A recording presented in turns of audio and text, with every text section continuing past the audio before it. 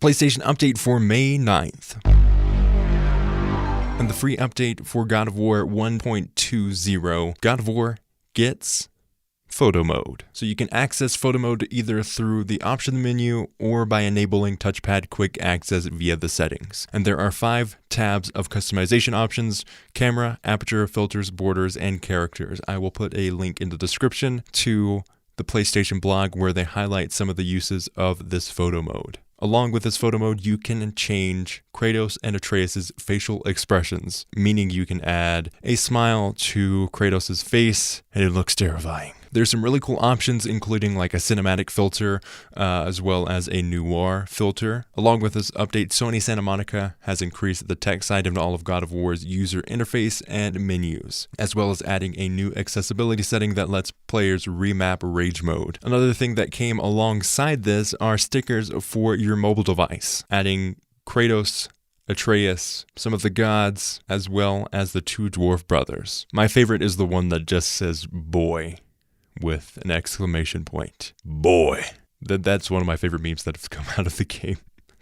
I am thoroughly enjoying God of War. I am 2/3 of the way done. I am edging towards the end and am so enthralled with the story and the approach to Kratos' character. I wasn't a huge player of the God of War games. I had always knew they were out there. I had always been observing them, but never really got into them until this game, where it's made me go back and actually go through the lore of Kratos and his character, and how this arc so gracefully represents this lore that the character has in his past, as well as bringing this rage-filled monster into a new world where he has to take care of his son.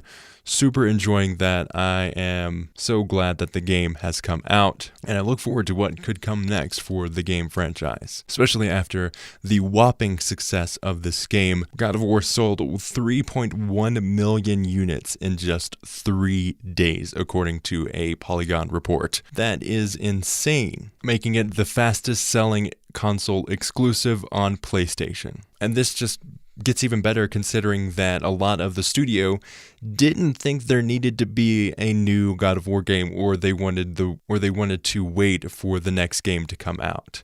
Before the game released, I believe it was in January, Cory Barlog, the creative director at Sony Santa Monica and the creator of God of War, said in an interview that they really wanted to wait and set God of War aside after some of the less than successful games that came out after the mainline series, saying he really had to push hard in the pitches to actually get the go-ahead to make the game.